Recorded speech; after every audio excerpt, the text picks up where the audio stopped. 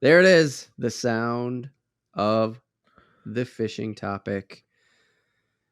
Tim, you said something that I just wrote down immediately one time. Yeah. You said, "Yeah, Zander, it's like a Russian walleye." And I was like, "Oh yeah, well, we're going to talk about that someday then." I know, for sure.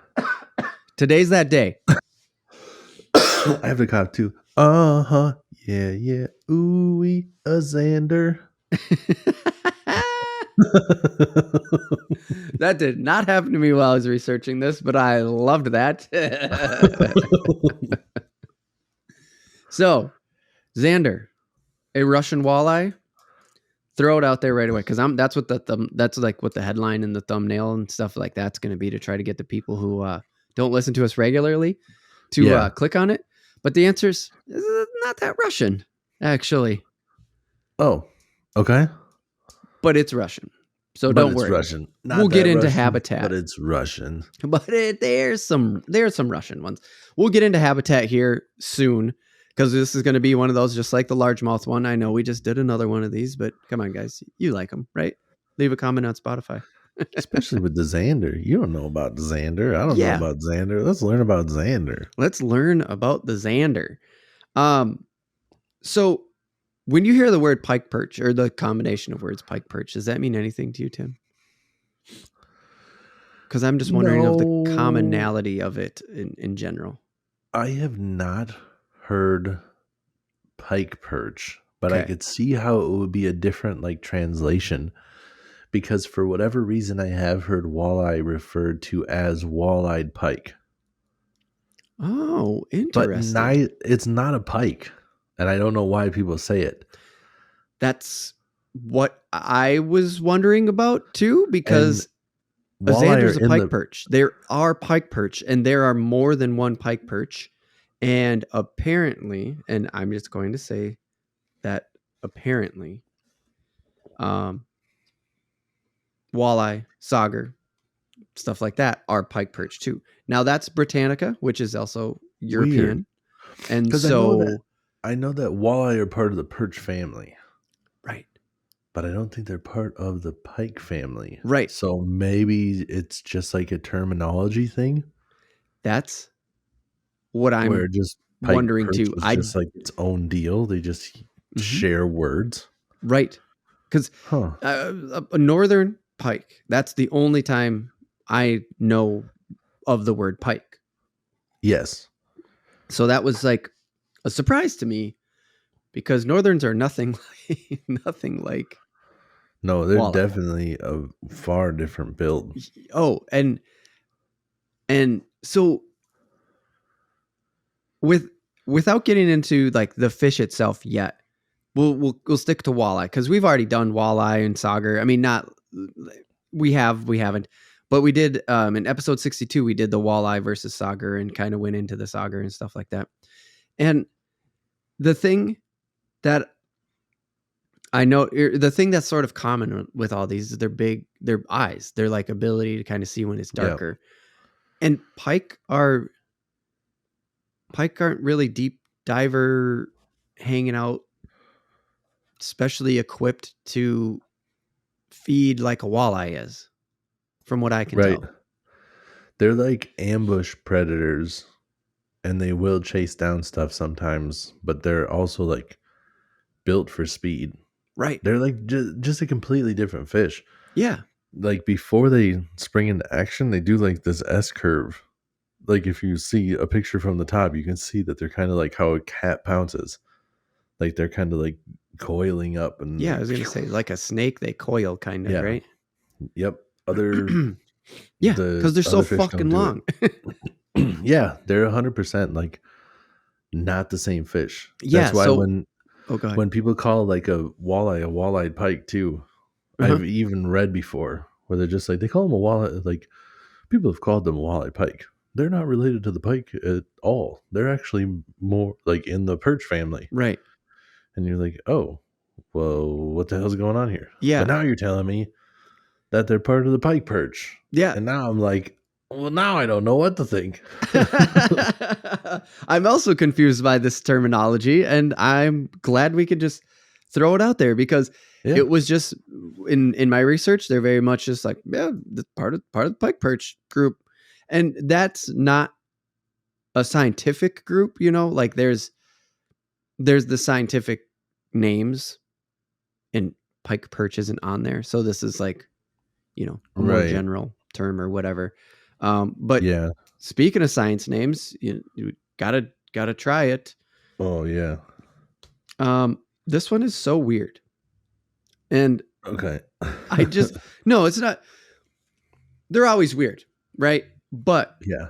this is what I found. The Stitzotsdidion or Leucoperca. I bet that's Lucio. Lucio Perca. I wonder if that other C is like an S. Lucio Persia. That sounds crazy. Yeah, that sounds really good. I bet that's like why is there two names? It has two names. Why would it be or? I wonder if they're different language. That's kind of what I'm wondering because doesn't STZ Lucio Perca. That one almost sounds Italian. Yeah. Well, Lucio just feels Italian. I think that's Lucio even the name of like a wine.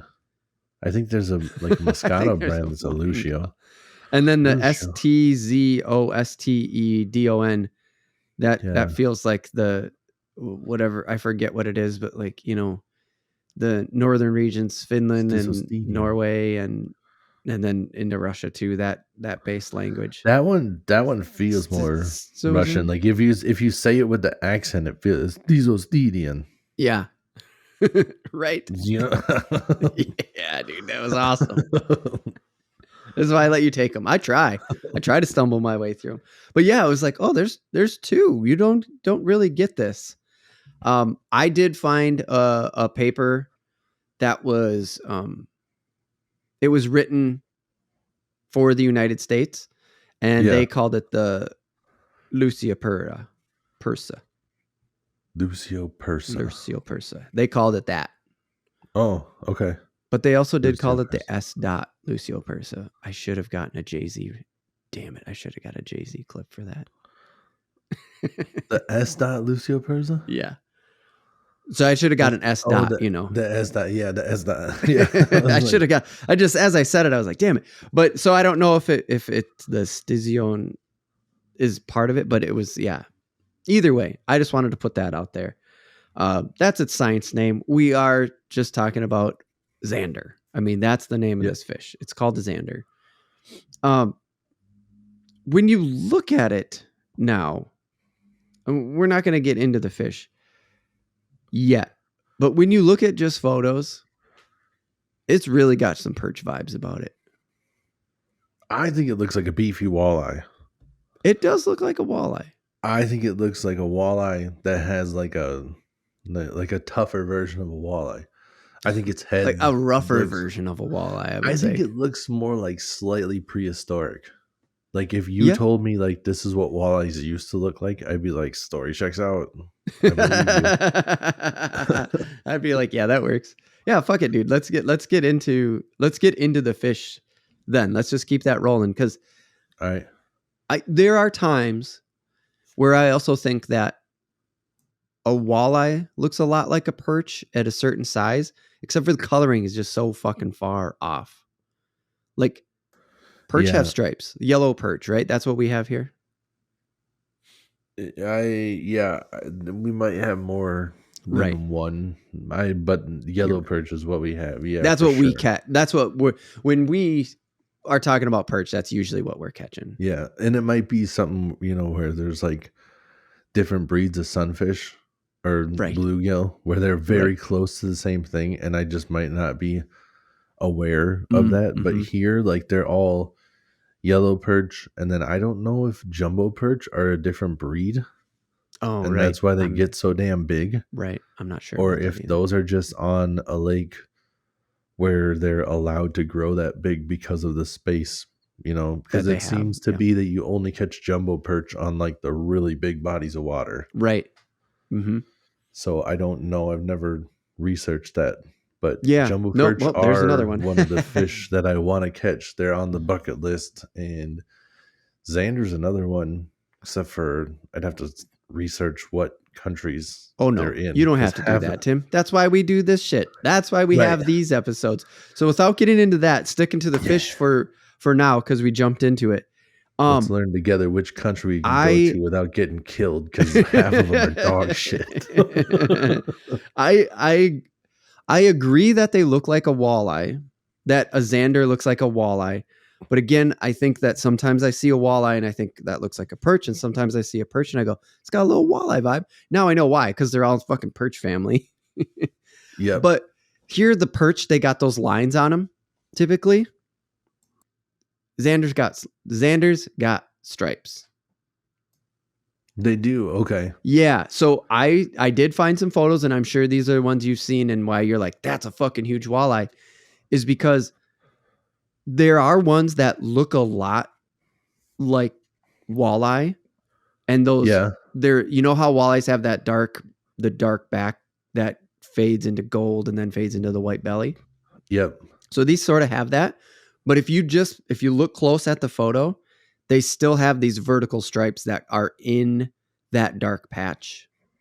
And so you can really you can tell the difference right away there. Their dorsal fins have black spots on them too. You know how we catch fish, sometimes they have those black dots in them anyway, and you're kind of like, what is that? You know? Right. Like they have, what are they, iron deposits or something we think they are? I'm not sure. Yeah. Oh, yeah. Well, we call them iron deposits. I think they're actually like a parasite. Oh, sure. But you don't have to worry about it, because when you cook it, it kills whatever it is. Whatever that is. As long as you're not weirded out by it, it's not a big deal. Right. I ate them all the time as a kid, and I think my parents always said they were iron deposits, because if they said, like, it's a parasite, you'd just be like, the fuck did you just say? You know? Right. Yeah. But you eat them your whole life and you don't have any issues as long as you cook them fully. You got to make sure you cook them properly, because then you might have problems if you don't. It's just like chicken. Like, cook that shit fully to kill anything there, or you might have problems, you know? Right. And that's why when I saw the perch, or like, I knew all that from the things that, you know, from the times we've been fishing together and caught fish and kept them and stuff like that. And when I saw the dorsal fins on the Zander, I was like, ooh, that's giving me the vibes. Like, I don't know if I should eat this fish. Turns out, eat this fish, by the way. Hopefully we'll say that more than once.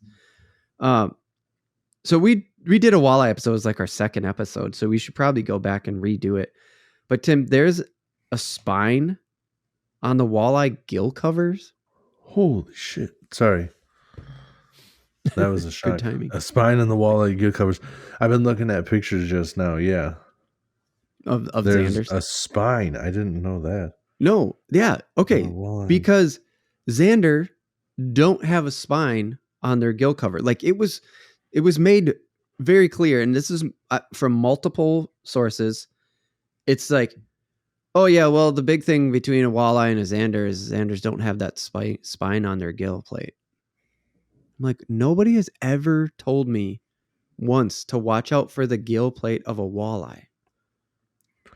There must just be like a bone that they're talking about. I've never had any issues with the spine of a walleye gill plate. Okay.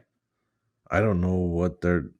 Now I gotta look at a walleye. This would be like, what the fuck? Yes. So I have that down as a question mark, because you walleye fish. I mean, go to the Instagram, go to realaf.tv Instagram. Look us up, Real Life Fishing Reel. And there are pictures of you walleye. You've been talking on the podcast now for three or more, plus years, about how you're getting into walleye fishing more and more. Yeah. And I think it just, like, the gill plate almost comes to like a point. Not that it's like going to be anything that pokes you or nothing. I think it just must have a bone there. And so that is what you think the reference to a spine is. Okay. Yeah, I think so, because I've never realized that. But when you look at the pictures, it's like their gill plate comes up, and like the gill plate like comes down to like a point. It almost looks like a Zander's just kind of like fades into the face. Yeah, that must be it then. That must be what they're talking about. Never even thought about it. Right. We are never taught that in Minnesota. I mean, if you're new to the podcast, welcome. Thank you. You must be interested in like Russian walleye. I hope you made it this far in. And yeah, we've talked a lot about walleye fishing and stuff like that. We grew up around fishing, and there has never once in my life have I ever been taught by walleye fishermen who fish walleye very regularly. Never have I once been taught like, hey, you got to watch out for that little pokey spot on the walleye's gills. No. No, you don't have to worry about shit. You'll be fine. Yeah. Hey, but when you read that the Zander doesn't have that spine in their gill plate, it immediately threw my brain into a circus of what am I missing here? I live in the walleye state, not the walleye state, but the walleye is our state fish. Very prized, very much an economy around that fish here. You can't live here and not be exposed to it. Right. And it was like, what the fuck? So Tim, here's one. I also read they can have blue tints. Oh, yes. I've seen some. Yeah? Where they're a little bit bluish. Yeah. Yeah. We are going to do a blue walleye thing. Definitely. But to see that with the Zander too, I went, oh yeah, look at that. Very interesting, right? Very interesting. Now, it is. I mean, some of them don't, those bars do not show up, and some of them are very close to the same color as a walleye. Like they look very, very similar. Oh yeah. But I'm not saying it's I'm not saying it's impossible for them to go away, because if you've seen a giant walleye, like we've talked about before, if you see a really good sized walleye, that doesn't look like a fucking walleye anymore either. But all the pictures I saw, if you look close, you could see the stripes in the back. I'm not saying that they're not there. Oh, okay. They're definitely there. I see them. Oh yeah. Okay. So this is another where I think your experience really comes in. We kicked it off. Definitely different fish. Sorry. Oh yeah. It's definitely a different fish. There's no doubt. So there is this is where we need the contrast of me doing research and you having lived the experience, right? Like this is where it really comes in. Zander are typically 20 to 26 inches. Yes. So relate that to a walleye for me and even the listeners. That's a good ass walleye. That's a good ass walleye. Typically 20 to 26 inches is a big fish. Okay. That's a big fish. Yep. What was my biggest one this year? Shit. I forget. It's on the podcast someplace. I don't know if it's 23, it is for sure, 24, but I can't remember 26. I set a new personal best this year. That's right. And I forget what it was. But my personal best was in the range of where their typical is. So that's how much bigger the fish can get than ours. Yes. And I'll hit you with the facts because I see what you got coming up here. Yeah. So just keep going on this. Weight 6.6 pounds. That's the low end? Yeah, that the 6.6 pounds is in the average, is like the average. Mm-hmm. That's a big ass fish for a walleye around here. Okay. Because not huge by any means. Like if you catch over a 10 pounder, that's when people are like, that is one that's like, holy shit, that's a big fish. Because that's when you're getting into like the 30 inches. Yep. Like if you get 30 inches above, that's a trophy walleye. Sure. And you're talking in the 10-ish range. Yeah. Yeah. Wow. A big muskie. Okay. Mm-hmm. So I see that the next stat, I'm just going to say it. Yeah. Do it. The length gets up to 51 inches. That's a big muskie, dude. That's what I thought when I wrote that down. I thought, isn't that muskie range now? What the fuck, 50-inch muskie used to be the benchmark for when you could keep it. Like it used to be smaller than that. Then they moved it up to 50. Wow. And now I think it's like 52 or 54 or something. I don't keep muskies. I just catch them and put them back. Right. So yeah, that's totally. I don't really care. I don't keep up on what the size is that I can keep, because I just take when I'm trying for them, I take a measurement and then put a mech. If I ever got one big enough, I just get a replica made. Right. But that's nuts. And Isn't that fucking crazy, dude? Could you So- imagine? Just think about it. If you were catching a 52-inch walleye. It's nuts. So Oh check this out too. God. The world record walleye does not weigh 20 pounds. It is 19 pounds and some ounces. Holy shit. The record Zander is 44 pounds. 44 fucking pounds. It is over double the size of a walleye. Holy That is a freaking shit. tank, dude. That is crazy. That's like a big fat carp. Oh, yeah. 51 For sure. inches and 44 pounds. And it's beefy. They're thick, because that's the difference too when you're talking about when I wrote down the 51 inches, like up to 51 inches for the Zander here, in my head, yes, Minnesotan, I go, I think we're talking about a muskie size now, but muskies we're going back to the slender, like pike reference that we got to at the beginning, and that's not the case.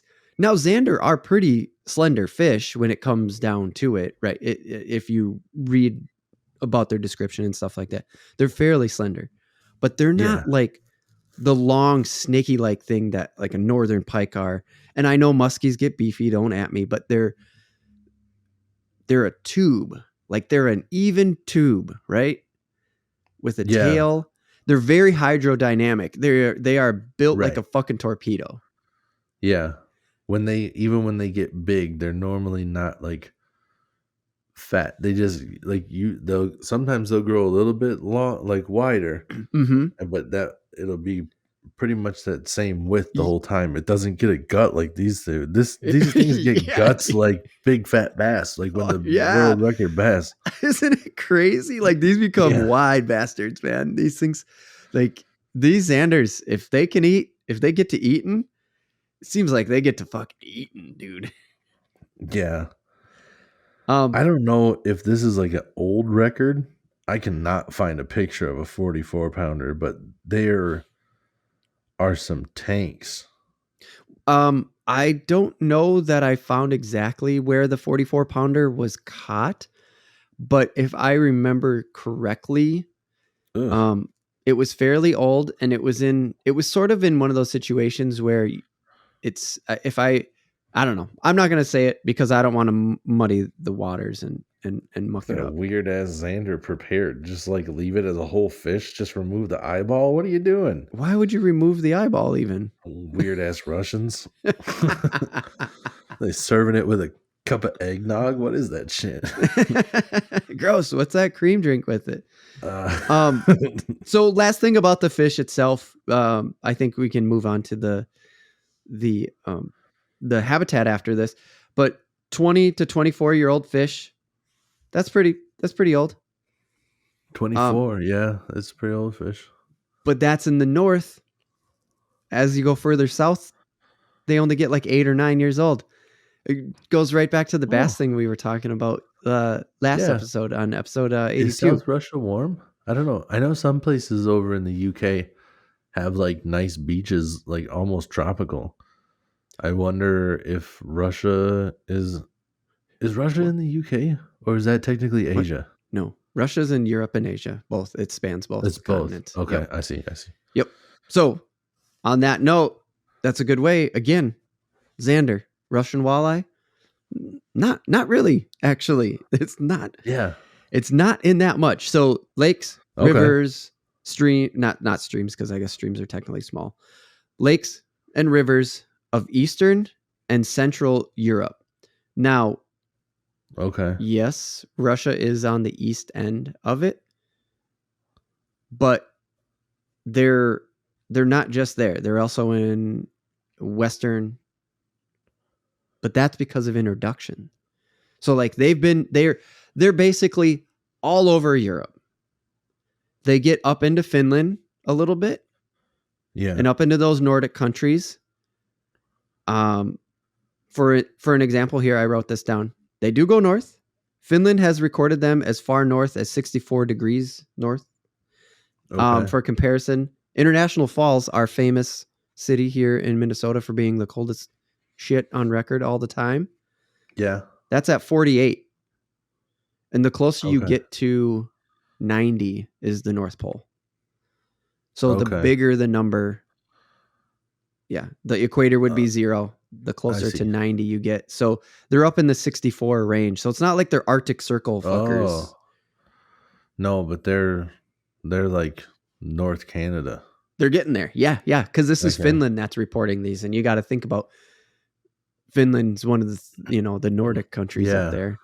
Right up against Russia. And there it is. Russia, Finland, they share a border. So now you're talking about, and see, that's where I'm saying it is in Eastern. It's in Eastern Europe. They're definitely there. They're just not like super all over Russia. It's not like you go up into the, I want to keep saying suburbia. Why the fuck? Oh my God. I'm blowing it right now. It's not like you go up into Siberia and they're just there. It's not that widespread. Not even all over Europe, really. I mean, not all over Russia. It's not like just Russia's dotted with where they live. Sure. It really is like Hungary and places like that are in Eastern Europe. And then they spread all over. It sounds mostly like from introduction. UK's got them. Look like Portugal had a pretty good amount. France is big on them. They're like Europe's walleye, dude. They're into it. Yeah. So check this out, because I was just checking this out. If anybody else wants to Google it and try to understand this, go for it, because I'm confused. I also saw the 44-pound saying it gets up to that big, right? Yep. And then I find this other thing that says that if this guy would have claimed this, the stunning 35-pound, 15-ounce predator was landed on a river in Danube by Romanian angler, Andre Obre, but it says he was close to Craiova, Romania's sixth largest city. So he caught that in Romania. Yep. But for some reason that he says the 35-pound, 15-ounce fish would shatter the record. Maybe the Romanian record. Well, here's the other thing, though. It says that it would obliterate the current IGFA world record, a Zander of 25 pounds, 2 ounces, caught in Trosa in Sweden in 1986. Huh. And so think about this. That is very strange. Yes. Because Sweden is a Norse country.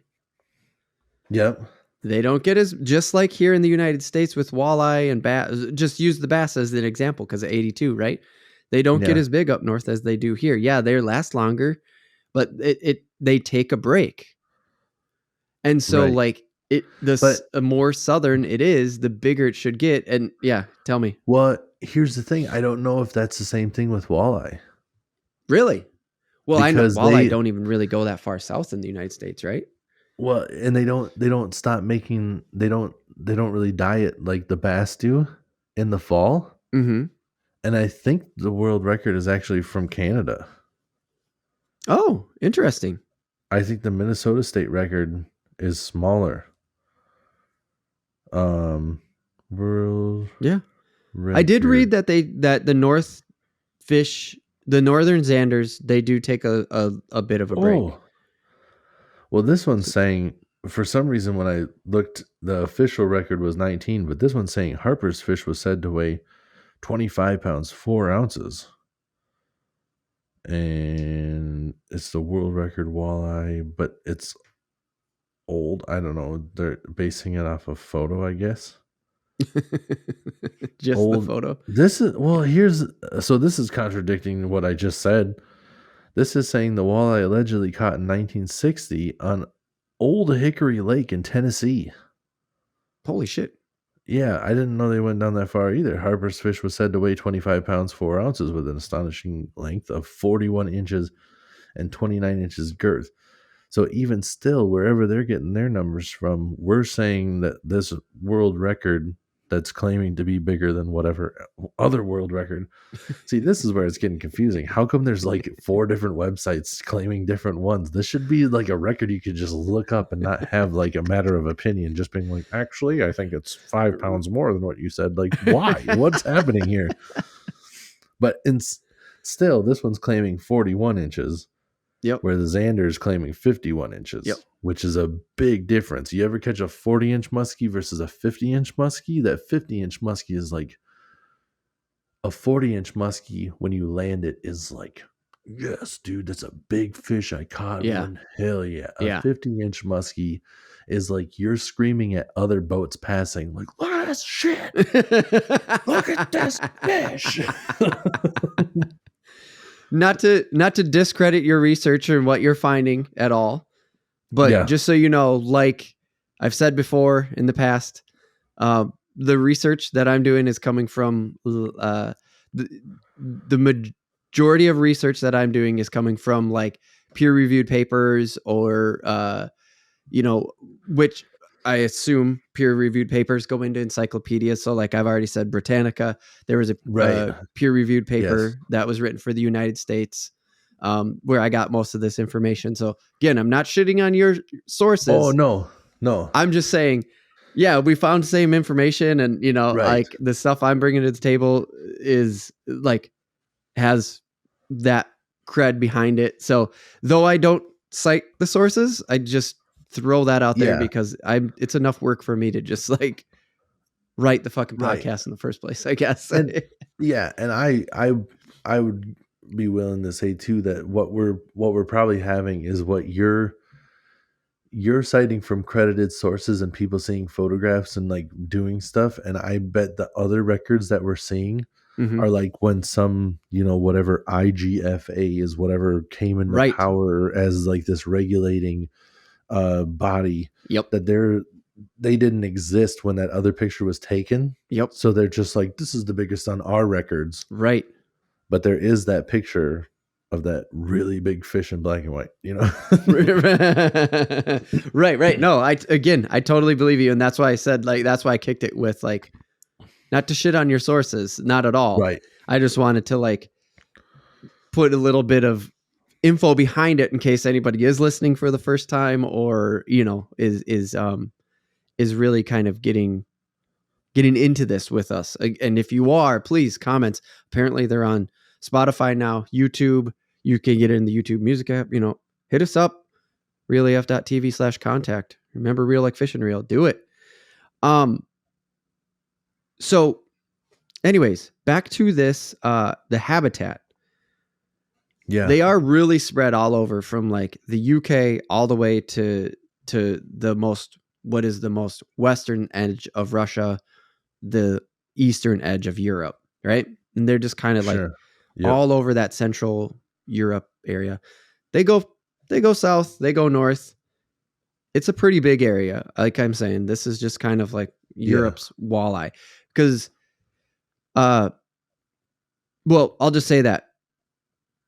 So they're much more very European and not so much Russian, though they are in Russia. There's no doubt about it. So to even kind of get back into the Russian thing a little bit, is they even go to like southern Russia. Yeah. Which isn't that far south, by the way.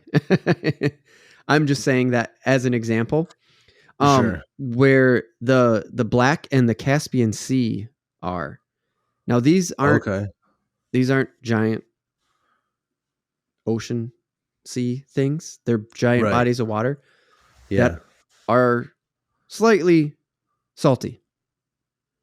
And they actually have a pretty wide, I shouldn't say a pretty wide range, but they're gigantic. I mean, they're called seas, right? They're inland seas. Sure. Yeah.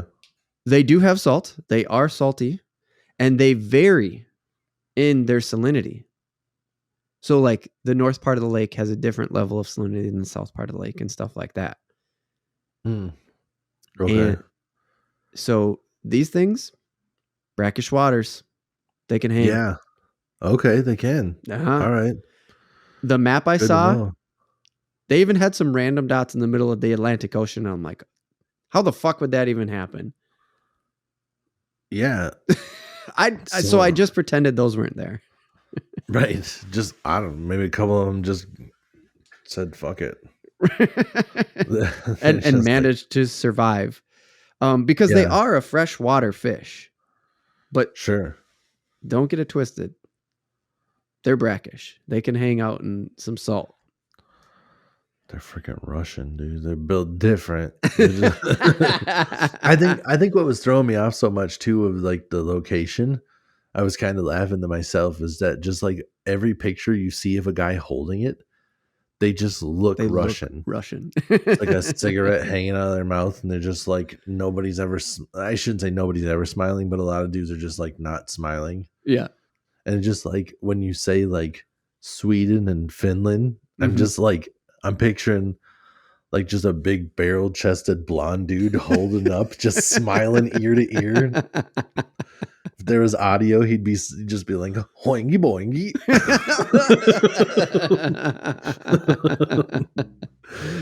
I just right, and you don't see that. No, I don't see that. I just see like dark haired dudes, and they all look Russian. They're all wearing tracksuits, and with stern looks on their face. You're just grumpy. I was. So when you're like, even when I'm looking at those pictures where it said like the one guy caught it from Romania, I'm like, okay, makes sense. Yeah. But then like the other one that they showed from Finland, like that dude didn't look much happier.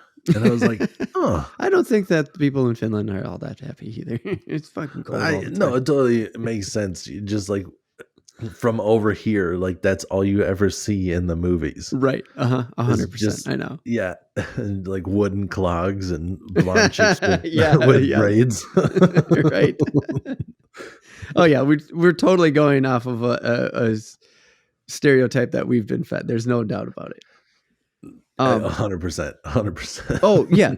So Tim, this is the part that I wanted to ask about, or wanted to ask your thoughts about, is they're brackish, they can really hang out in some decently brackish waters, but these are very much like the walleye. I mean, the same way, we fish for them for sport, and they're good eating fish, and they're, white flesh and real yummy.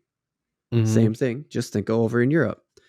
Now, think about it if it was living in some brackish water. These things eat mostly fish. Yep. So they got to be eating slightly salinified fish, right? Like there's got to be a salinity to it. Yeah. I wonder what that would do. Like, think about a walleye, and then just think about if it was in a little bit of a salty situation.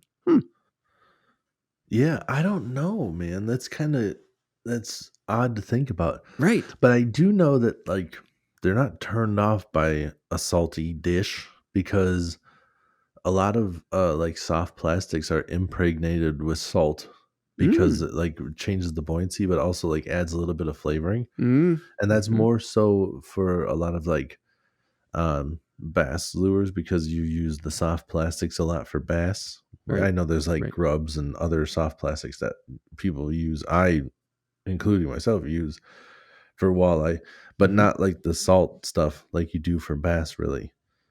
But there is different scents and whatnot. So, I mean, I know that they're fine with eating it, but sure. Yeah, I guess I don't really know what the water could do to a fish, except for it does seem like when you are in brackish or saltwater environments, the fish do get bigger. And again, is that just because those bodies of water are bigger, are allowing for it? And that's why we're seeing these fish get so much bigger, because I think I should shit my pants if I saw a 51-inch one. I don't even know what I'd be able to do. Like, right. And I do wonder, because we eat a lot of sea fish. We've caught fish and eaten it right out of the ocean before. And it's just like 100%. It doesn't, I don't think that it has that big of a impact on the fish flavor. I think it really just comes down to the type of fish. So I wonder if since this is technically a freshwater fish, if it would have an impact, because the saltwater fish themselves, it doesn't seem to really have an impact on the flesh itself. It's not like you eat, from my experience, it's not like you just eat a fish right out of the ocean and it tastes salty. If you're doing that, it probably got salt water on it or something like that. Or maybe it all comes out when you cook it, because I've only cooked fish out of the ocean, like ocean fish. I've only ever had it cooked. That's not entirely true, because I've had sushi from the ocean. But anyways, it just makes me curious about it. If you know the answer, leave a comment, please. It was just a curiousness. So, right. Also they live in a little bit, they prefer a little bit cloudier water. It's got to be, the eye, right? They can see better. And Sure. If it's not cloudy enough or whatever, they just try to go deep and get out of the sun. It's like, sounds like a fucking walleye to me, man. They're just like, the behaviors are so similar. Yeah, very close to a walleye. Except for ours don't, they do go deep. Because I always thought that was more of like a temperature thing, but I guess it would make sense that they're trying to get away from the sun. Yeah. I guess I never researched why they go deep. I just right, yeah, because of course I just know where they like to go. Right. But I never was just like caught one and just be like, "What's up with you guys? What's up with you?" Try to have a conversation with it. Why are you going so deep? Show him a picture of a Zander. You ever seen one of these fuckers? So, okay, let's get into some spawning stuff quick. Yeah, because of the fishing and spawning. And so let's jump into that and tie that in. And the similar behaviors, because they come up to shore in the spring. Stop me if you heard this one before. This is all familiar when we do these sort of things. They just come up to the shore when springtime comes. Water's between 50, 57 degrees. Things are looking good. These guys like a gravel, sandy, clay, lots of plants and stuff like that. Totally different from the largemouth that we just talked about. Yep. Largemouth are like, I don't know, it's shallow here. Let's fucking do it. Yeah, they're like pretty much down for whatever, but it's very similar to a walleye. It is. Yeah, where they prefer like the gravel, rocky bottom when it comes to. Did it say anything about them swimming upstream? No, it didn't say that they were ones to run up. Mm-mm. Okay, because a lot of times that's what walleyes like to do if it's available. I don't know how it works when it's not available. Like that's what happens on the like eye fish. Sure. And I don't have any answers because everything I see is just like they'll swim upstream and they'll spawn and then they'll come back out. And I'm like, I don't have streams. Right. And I can't find any literature to explain that. So yeah, no, it's weird. Yeah, because no, it didn't say, and so it didn't really say. It just said if you got a more sturdy bottom though on the up in the shallows, that's what they want. Yeah. So yeah, they go up around 50, 57. Again, this is just the information. If you know this stuff and your season's open, then this is how you go get fish. Water's 50, 57. They're going to be up in the shallows. They're going to be getting ready to spawn. It's springtime. Yep. Eggs need the water to be between 54 and 68. I'm like, oh, that's a big swing. These eggs are fine. Yep. They're going to survive. But here was the cool thing. We were just talking about them being in brackish waters and stuff like that. Yep. The salinity has to be under 3% though. So they definitely live in water above 3% salinity, but the eggs basically don't survive if the salinity is above 3. It's like once they're developed, they're like, we can hang here. Yeah. But they can't thrive there. Like, well, at least not to begin with. Like they have to They have to grow up into the tanks they become before they venture into the salt water to fuck up anything over there. I'm gonna eat all these saltfish. I want to throw this out there too, if anybody's listening and they know, because I don't. If anybody's been watching me Google this stuff, because I've been so curious, it shows that big fish. They said that he was caught on an 8-inch Mann's fire shad. Mann's is a lure company, Manns. Yep. I can't figure out if that's a hard bait or a soft bait. When I Google it, it doesn't pull up anything. I don't know if this is just shitty reporting or what.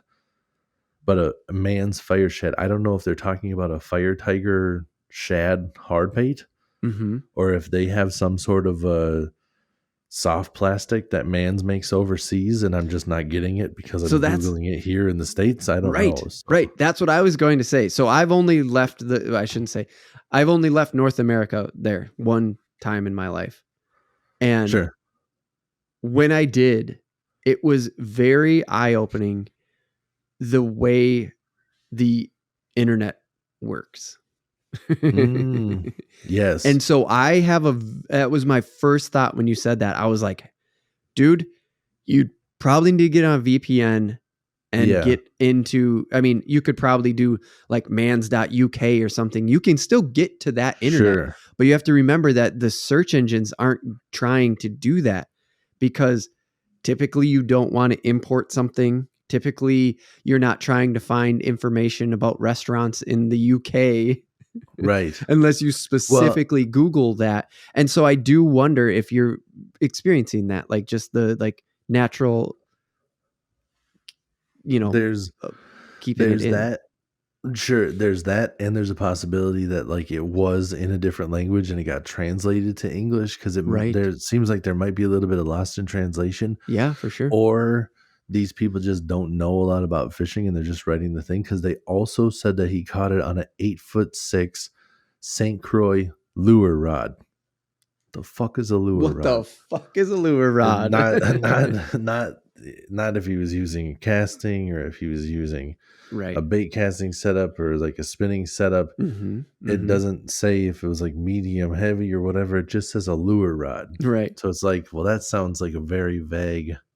Right. That it wasn't, or is that just what it is over in UK? Which I also feel like it wouldn't be the case with everything going on. Like I feel like it wouldn't, part of me feels like it wouldn't be like that, but also it's like we still wear wooden clogs. Oh, lure rod is what we use for lures, and then a trolling rod is what we use to troll. So it's like, I don't know 100%, but I mean, maybe they're just leaving it more vague, because the trolling rod is different than like a rod that you would use for casting. They're just built different. Yeah. But you also make a really good point about the language, because you're talking about, you got, Hungarians and Finnish and Latvians, you have all these different languages where this fish is thriving. And I'm sure that becomes a difficult thing to get like the accurate information translated, or even, it might have to be double translated. I've heard of situations like that. Yeah. That's another thing that we don't really have to worry about over here. That is weird to think about other people having to deal with. Yeah. Like because the United States is such a melting pot. We have tons and tons of languages here, but it's primarily Spanish and English. If you're going to talk about like the majority of languages, and I want to say this too, and first gen, second gen kids, please. I'm neither. I'm 3 gens from someone speaking a different language other than English. Sure. It always seems like there is still someone to translate it, like Vietnamese, right? Dad caught it. He speaks Vietnamese. The kids speak Vietnamese and English. So you get that 1-to-1 translation, like right there. It's usually not hard to find in the United States. Exactly. Yeah. To the point where most of our grandparents, when they started putting like different instructions in Spanish. They're just all like, "Why the hell does they have to say it in Spanish? I'm speaking English." And you're just like, right. "Cuz Grandpa, chill." Because yeah, exactly. Calm down, Grandpa. It's getting a little. You're leaning one. Just don't say any more, Grandpa. Stop it. Yeah, right. Oh yeah. Okay, so back to spawning. The fish, they take off by 10 millimeters. The fry, I should say. Oh, okay. Or no, the fish by the time they reach 10 millimeters, they're out doing their own thing, which is 0.394 inches. I translated and like that's stupid. I'm going to say 10 millimeters, but I did it just for fun. But they're mostly already eating fish. So you got to think about that little thing. It's already turning into the majority of its diet. It's already just moved past zooplankton and onto fish. I'm like, fucking A. What kind of fish is he eating? I know, dude. It didn't say it. Just it used the fancy word for primarily fish eater. I would assume that there's got to be something out there like minnow fry. Yep. Where like a full-grown minnow is small, so the fry have got to be far smaller. It's got to be some shit like that. Right. Yep. I think it is too. Yeah. Oh, just because we did this with last thing here with spawning, just because we were talking about bass, largemouth bass on episode 82 here, the last one. I wanted to write this down. Apparently Zanders really don't go cannibal that much. It has to be kind of in a more of an extreme situation where there's nothing else around.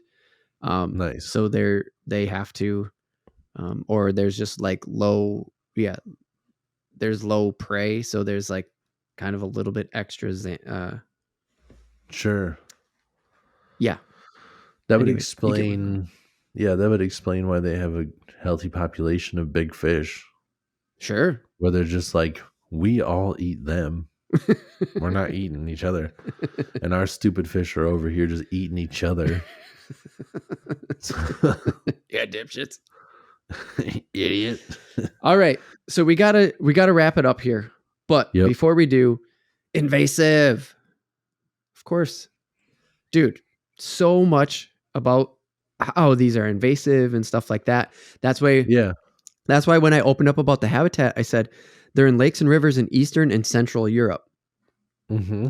No, they're fucking all over Europe because Western Europe is because of introduction, and they thrive. It works. So that's crazy. Yeah. And so I looked at, over here in North America, because I found some Canadian websites, and I was just like, okay. And I kept reading this paper that was about the United States, and I'm like, okay. Yeah. They're not here. They're not in Canada. Right.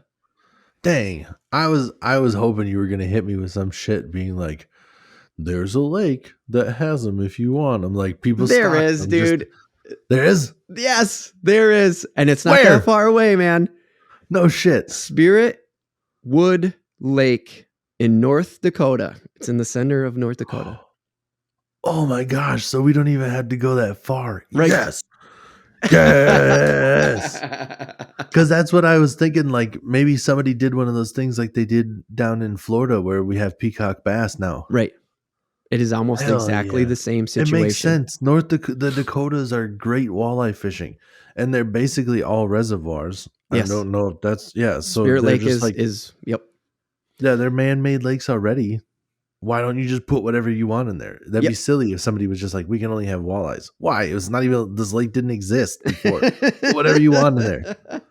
Yes. So this is crazy. And this is what we're going to wrap up on is there is the one Spirit Lake, and everywhere you look, whether it be from Britannica, which I consider a European source, worldwide source, but like to the paper that was written for the United States that had mostly European information in it. They're just like, they're not in North America, except for Spirit Wood Lake in North Dakota. And that's why I put it on here, because everything is just like, nope, they're invasive. You can't have them. It's illegal since 2016 in the United States to have it. Even earlier than that in Canada, they don't want them in the lakes because they're worried about what it'll do to the walleye population and other population. They're worried about episodic hermaphroditic neurosis virus. Also, apparently Zanders have this. It's not hermaphroditic. It's hematopoeic. But that's seriously what it is. Episodic hematopoeic necrosis virus. I'm not a fucking doctor, but there's that sort of virus that they're worried about. So they're a little bit worried about that. There have been fries here in the United States in controlled environments that they've destroyed, and they're basically like, yeah. So somebody introduced them before this 2016 law in the 80s in North Dakota. Dude. Turns out they work. It doesn't, by the way, Tim, it doesn't sound like there's that many in there. It doesn't sound like it's just like a booming population. And that's why when you compared it to the peacock bass, I kind of like, I think you're nailing it, where it just kind of integrated. Nice. And it doesn't seem to be thriving and taking over or anything like that. So going to Spirit Wood Lake, I think catching a Zander would be a challenge. Are there walleyes in there too? I don't know because I didn't do research on the lake, right? Cool I just specifically stuck to hybrids. Huh? How cool would it be if there was some hybrids? So that is the other part that they were worried about. It was in the Canadian paper. It specifically said they were worried about them hybrid or becoming hybrid, but that so far there's no proof of a sauger, a walleye, Zander hybrid. Like, we got sauger and we got walleye over here in the United States, and so they are worried that the Zander would hybrid because there are hybrids over in Europe. This is not South Africa. Let them fuck. Being racist. Let them commingle. Stop the apartheid on the Zanders. We should get shirts that say that and go fishing on Spirit Lake. Oh, okay.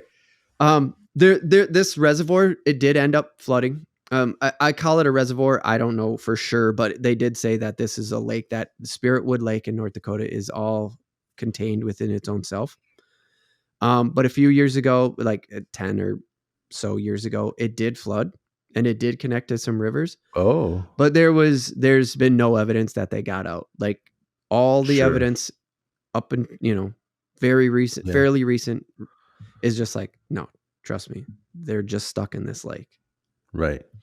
And this was all done for the exact reason why you think it was. Yeah. Think it's a good sport fish. Yeah. Why not bring it over, put it in the lake? And this is all before regs kicked in on this fish. Yeah. So putting walleye in the lake might attract some attention if you have a really good walleye fishing lake. Putting Zander in the lake where you have an opportunity at catching a fish you can only catch on that lake has got to draw tourism. I'm interested. I was going to say, I want to go with you and try to hunt them, dude.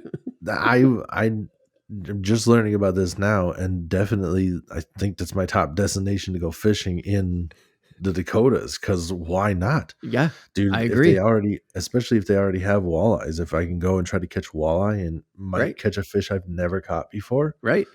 That's pretty damn exciting to me. I agree. Also, just going back to it, because I was reading that word most of the time, I go, this is how I think it would be. So epizootic, I think, is because there's two O's. Yeah, and then necrosis. Yeah. Those two words, fine. That middle one, no clue, dude. There's way too many vowels. I don't understand. It's that's why I did what I did. Yeah, it's HEMATOPOIETIC. So like it's like, okay, so you have the E and then the vowel after the M is an A, so that would like change whatever. But then there's more vowels and more like it's consonant, vowel Yeah, until dude. you have 3 vowels in a row, and it's like, well, what do you do with that? Where do you stop? Hema, is it hematopoietic? Oiditic? Do you say it like you're that director? That no, like Jerry's kids. What's that guy's name? I can't think of it. You know what I'm talking about? I do, but I can't recall it. Do you say it like that? Hematopoietic? I don't know, dude. I have no idea. Most of the time I have like a decent guess where I feel good about it. I feel like that's what it feels like to me. Yeah. This one, I don't know what letter to put the emphasis on. I am emphasis on the syllable. I am lost. Yep. No chance. Me too. So epizootic, hematopoietic, just make noises for a while, and then necrosis. Sounds bad. Don't know what it is, but they're worried that it could spread if they were. And then again, that they could hybrid. So, yep. Doesn't look like they're going to, as long as things keep going well, we'll say. I'll just, give the benefit of the doubt to the people who are watching these fish and doing the research and stuff like that. If everything goes well, they will be stuck in Spiritwood Lake in North Dakota unless you go to Europe. So put it down on the list of things to get to, Tim. Hell yeah, I'm going there. And then if that don't work, I'm glad to know that I can go to like Finland. Yeah. That's fine. I'll go to Finland. Yeah. Oh, right. Instead of having to go to like, I know what you're saying. And you're like, that's why you said, can I go to some country that I'm not going to get fucking murdered in? Is him from Finland? Are they Finnish? Yeah. Nice, dude. Yeah, I'll go to Finland. That's it. That's a wrap on the Zander. I'm about to wrap this up so we can get into the random take where we're going to talk some video games. Oh, I'm ready. I'm ready too because I thought I had a surprise. Tim's got a surprise. I got a surprise. Let's go. Random ass surprise. For the random take. Fucking perfect. All right, let's do it. Hit the break.